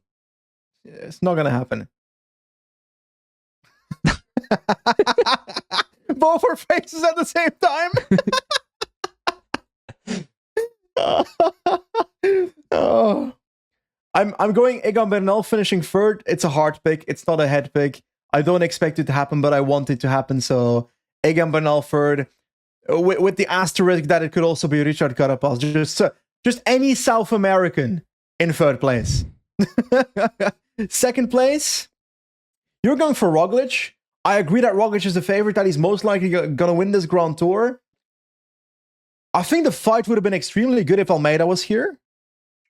Because I have more confidence in Almeida than Ayuso, actually, after the last few weeks. But we need to have some contrarian here on the podcast, so I'm going to put it... I'm not just going to say I'm not just picking this because I want to be contrarian. I think there's a world in which Juan Ayuso wins this Grand Tour, but then it can't happen on just Finestre. For me, it needs to happen on a stage like the San Valentino stage. Yeah, or the San Valentino, yeah. So those are the ones I'm then looking at. And then the team of UAE really needs to get their shit together. So I'm going for Ayuso ahead of Roglic. I don't see it as the likeliest chance. But hey, when I pick a rider, I support them all out. I can see it, Benji. And even if Ayuso is not stronger, you know how? The playbook for UAE is so simple. Yep. What happened in the Vuelta last year with Bora and Roglic? O'Connor got a huge gap because they fucked up in a big way. And then every single stage, Ayuso had to attack O'Connor. Now that's fine because Roglic was so much better than everybody else that there was no teammate of O'Connor sitting in his wheel every day. Yep. But if you get Del Toro or Adam Yates or Jay Vine can TT, Jay Vine can climb. Yeah. If you get them in a breakaway and then Bora do it again where they're like, well, we have Giulio Pellizzari in this break, or we have Giovanni Aliotti in this break, and then, of course, they get dropped or fall out of GC, and Roglic has to attack every day with Ayuso in the wheel, you're improving your odds if you're UAE. So that should be their plan from the first week to do that. Okay. Make Bora fuck up brake control. They'll do it. You convinced me. I've got confidence now. Juan Ayuso's winning the Giro. Exactly. You're like, holy shit, how does he lose? Holy shit. He's the favorite now. But yeah. Nah, Roglic is the favorite. I do believe Juan Ayuso can win this Giro, and therefore I'm picking him. At the end of the day, don't really care who of the two that wins. I just want a really close fight, and I want it to be like before the Finestre stage. I want like a really close fight for that stage to decide the GC, you know? So I hope it doesn't. That being said, we've had some Grand Tours where it was really close and really boring. Yeah, 2023 Giro with Roglic, Martinez, and was it Martin? No, Almeida and Thomas. Yeah, that was shit. That was a bad one. Almeida should have won that Giro. Roglic was better in the end. Winner mechanical. With the mechanical, yeah, on Lusari. But hopefully they don't wait for Finestra like Lusari. But yeah, that's the GC fight. I think it could be. It's also going to be really interesting. 5th through 10th place, we have the Max Pool Roman Bardet against Wout Pool's Lorenzo Fortunato relegation mega battle for 5th through 10th. So I feel a Max Pool stage win that I forgot to say. I feel like a Max Pool is going to win a stage for once. I've been mentioning for stage wins like year on year now. good It's going to happen in the Giro. Yeah, I think there's a lot of good stages for Pool in the break, actually. And that's the play. Go on the break, get points, UCI points. You can also win the stage, backdoor top 10 on GCs. TT's pretty good. I think DS Picnic are going for double top 10 and maybe a stage. But who do you think? We got to pick a breakout rider. That's a new category, Benji. The breakout rider, the Derek G. Oh my God, who's this guy? Who's that in this Giro? Oh. And Pelizzari last year. I don't see it. Well, I like the idea of a Piganzoli on Polti Cometa, but my problem with Piganzoli is that even last year he was going for GC. And I think you ride yourself into attention by going in the breakaway and not by riding for top 15 GC. You know? So I feel like he might fade into anonymousness because of that. But I see a potential with him in this race. Any other rider, like Del Toro's already broken out. Those riders have already broken out. Steinhauser Meunier, we already know. What, sorry? If Steinhauser already won a stage, but he could win 3 stages, but it doesn't count, I guess. We don't count him, buddy. Not allowed. Well, in that case, for that, it could be Davide De Preto. But I'm going to go with Afonso Eulalia, the Portuguese rider on Bahrain. He's good. Yeah, I'm going to go with him as what's he doing here? Oh, he's pretty good. I'm going to predict that Fiorelli is going to be in 8 breakaways in the Giro. Yeah, who's the Bias brothers? They're ready. Well, they're here. Okay, let's do the minor jerseys, or the other jerseys quickly. The points classification. Now, the Giro gives a lot of points for the pure sprints and less relatively, for the intermediate. So in the Giro, traditionally, the best pure bunch sprinter wins this classification, whereas the Tour, it's a versatile sprinter, and the Vuelta, it's a climber. Mads Pedersen's the favorite at $2, I think, because with Van Aert second at $5, Groves third at $6.50, Koy $7.50. The reason that is because Koy and Van Aert will probably cannibalize from each other. And if Van Aert was here solo, I dare say he would be the favorite for this, but he's not. I think Koy wins the Ciclamino jersey. With the amount of stages that he should win, even with Wout van Aert present in this race, I think Wout van Aert here should help him win the flat sprints. The lead-outs help. For me, Koy is Ciclamino winner. I'm gonna go with Sam Bennett. Actually, because it's their big goal. Have they got a GC? Who's the GC rider here? What? Is Ciclamino their big goal, or is winning a stage in the first place a big goal of the Decathlon? Yeah, but like they'll fucking do a full lead out for every intermediate sprint. It's their big goal. It should be for him. Okay, so I go Bennett, you go Koy. I think we both like a pure bunch sprinter for it. And if Pedersen's not coming top 3 in sprints because of positioning issues, then you quickly fall out of that classification. King of the Mountains, I think it should go to the breakaway this year, a breakaway rider, because of all the climbs far from the finish. Steinhauser the favorite. I have to agree with it. Storer would probably be the favorite if he wasn't going for GC.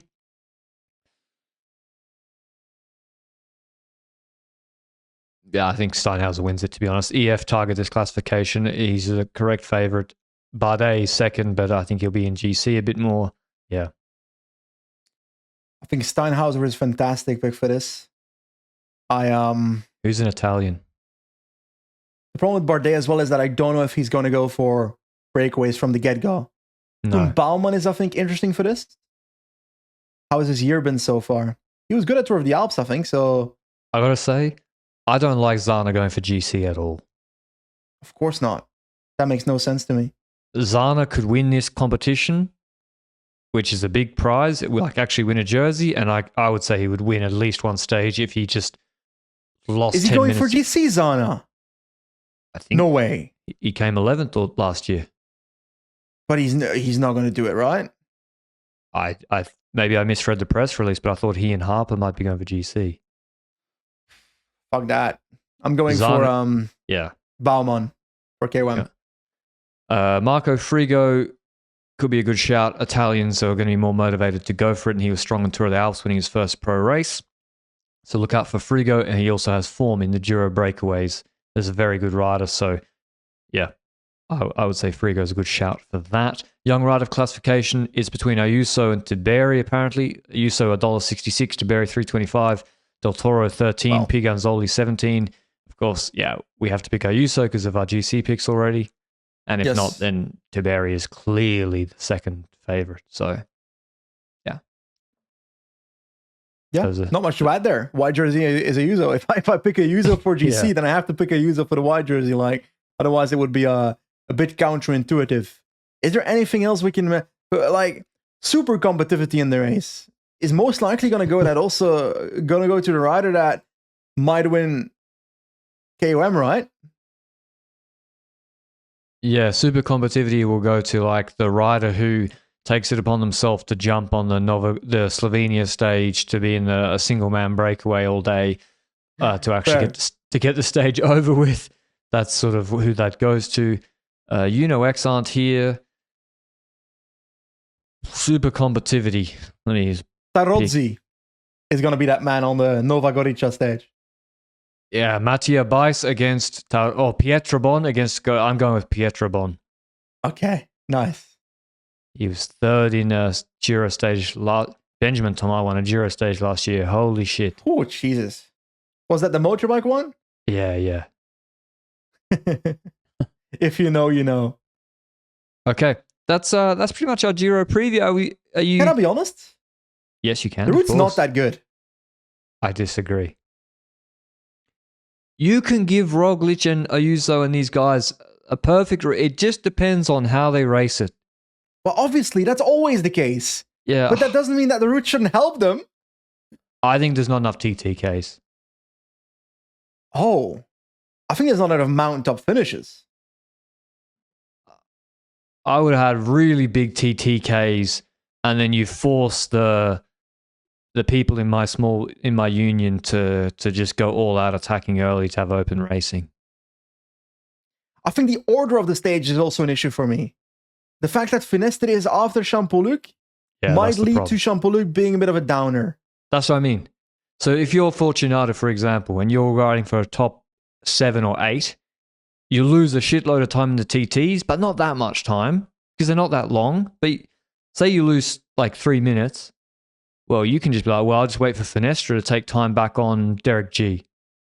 Yep. That would be what I would do. Why are you going to do some suicide move early?